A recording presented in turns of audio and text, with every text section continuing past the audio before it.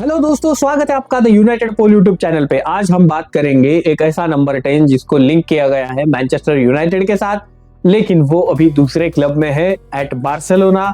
Yes, you are guessing it correctly. हम लोग बात कर रहे हैं डैनी ओल्मो के रिगार्डिंग। आपको पता ही है, हम लोग एक रेवोल्यूशन के अंडर है अभी। हम अपने स्क्वाड और हमारा जो पूरा हायरार्की स्ट्रक्चर जो है मैनचेस्टर यूनाइटेड में, उसको एक ओवरहॉल करने की कोशिश कर रहे हैं। एट द सेम टाइम हम लोग हमारे जो प्लेयर्स सूट नहीं होते हैं उनको मूव ऑन करते हुए नए प्लेयर्स रिक्रूट करने का भी एक यहाँ पर मन में हम अपने एक प्रकल्प लेके चल रहे हैं। तो ये सारे बैकग्राउंड में अभी डैनी ओल्मो का एक अपॉर्चुनिटी उभर के आ रहा है सामने से, जहां पर Barcelona has failed to register him with La Liga for the current year's squad. तो ये काफी बड़ा एक हैपनिंग जो है रिगार्डिंग बार्सिलोना, जिसका फायदा बेसिकली मैनचेस्टर यूनाइटेड को मिल सकता है। तो डैनी ओल्मो कौन है भाई? डैनी ओल्मो एक ऐसा बंदा है जो नंबर 10 की पोजीशन पे नॉर्मली खेलता है, और उसका जो उनकी जो स्ट्रेंथ है वो ये है कि ही रेयरली लूजेस द बॉल। उनका जो बॉल कंट्रोल है वो काफी बढ़िया है।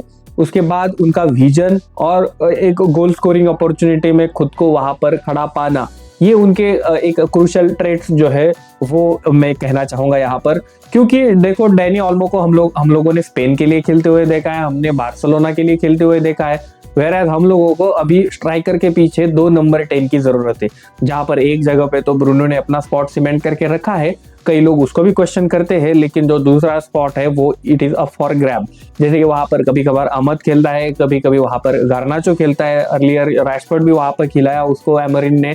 तो ये सारी चीजें होने के बाद हम लोग, मुझे लगता है, एक प्रोफेशनल नंबर 10 जो बिहाइंड स्ट्राइकर खेलेगा उसके सर्च में हम ऑलरेडी मार्केट में है। तो डैनी ओल्मो मेरे हिसाब से एक परफेक्ट फिट वहां पे हो सकता है, क्योंकि एमरिन के सिस्टम में देखो, एक वो फ्लूइड सिस्टम है, एक चेंजेबल सिस्टम रहता है एमरिन का।